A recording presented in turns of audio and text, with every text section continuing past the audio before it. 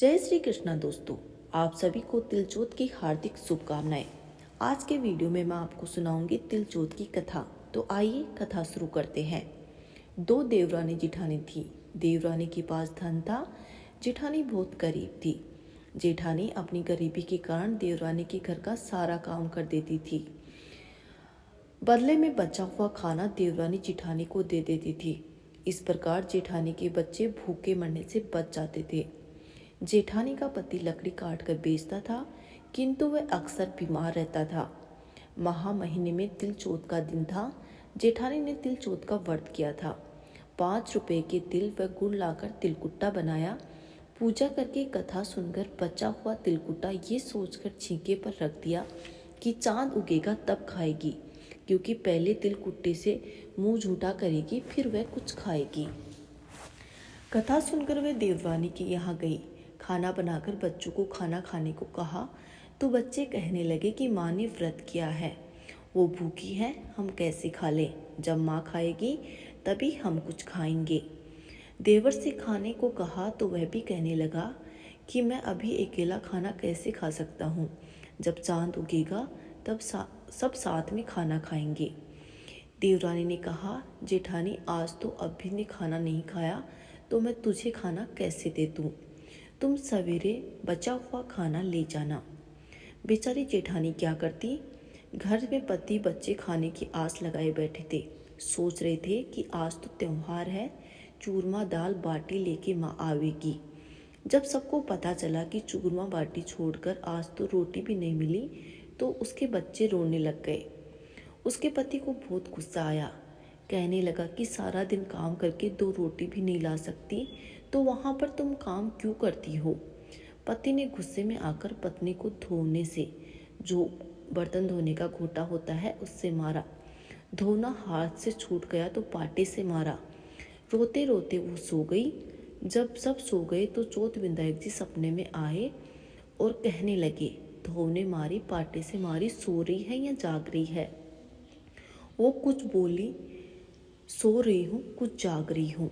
चौथ विधायक जी बोले, भूख लगी है, कुछ खाने को दे। जेठानी बोली, क्या दूँ, मेरे घर में तो अन्न का एक दाना भी नहीं है। देवरानी बचा खुचा खाना दे देती थी, आज तो वो भी नहीं मिला। पूजा का बचा हुआ तिलकुटा छीके में पड़ा है, वही खा लो। खा खूके विधायक जी बोले, धोने मारी, पाटे मांगनी, निपटाई लगी है, कहाँ निपटूं।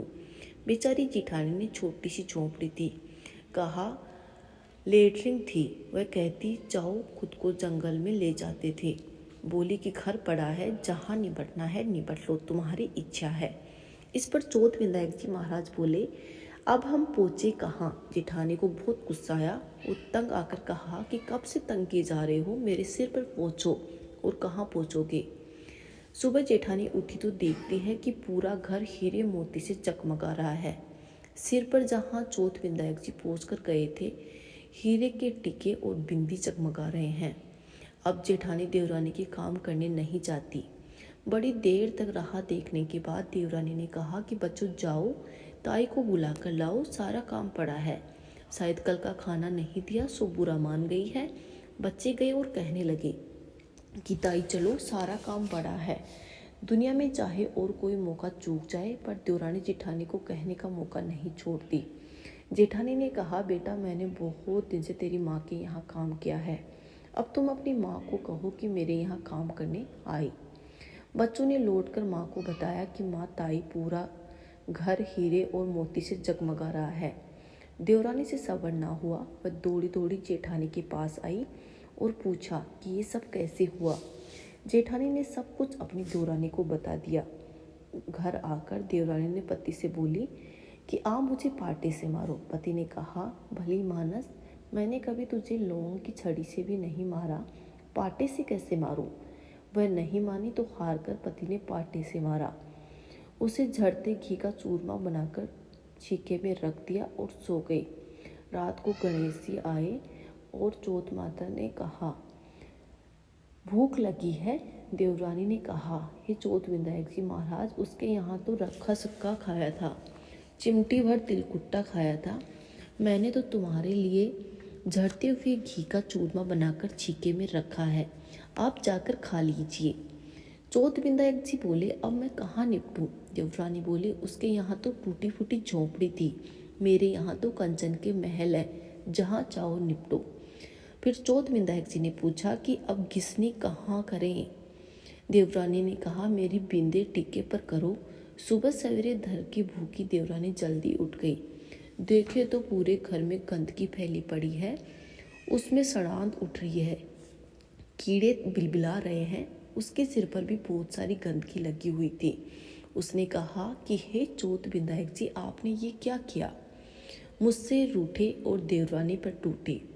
देवरानी के पति को जब सारा किस्सा मालूम हुआ तो उसे पत्नी पर बहुत गुस्सा आया। उसने कहा कि तेरे पास इतना सारा धन है, फिर भी तेरा मन नहीं भरा। उसने उसे बहुत मारा।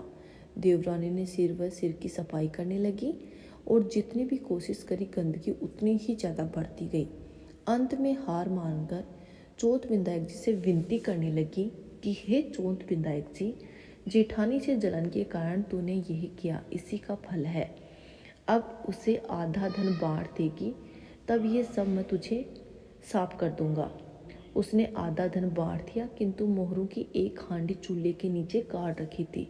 उसने सोचा कि इसका पता चौथ विधायक जी को नहीं चल सकता, सो उसकी पांति नहीं करी। उसने कहा कि हे चौथ विधायक जी, अब तो अपना ये बिखराव समेट लो। वे बोले, पहले चूल्हे के नीचे गाड़ी हुई मोहरों की हांडी सहित ताक में रखी हुई 2 सुई पड़ी है, उसकी भी पाती कर। इस पर चौथ विधायक जी छोटी मोटी चीज़ों का बंटवारा कराकर अपनी माया समेटी। हे चौथ विधायक जी, जैसे जिठानी पर कृपा करी वैसे सब पर करना। कहानी कहने वाले पर, सुनने वाले पर और उखाड़ भरने वाले पर, सब पर करना, किंतु देवरानी जैसी सजा वैसी किसी को मत देना। बोलिए चौथ विधायक जी महाराज की जय।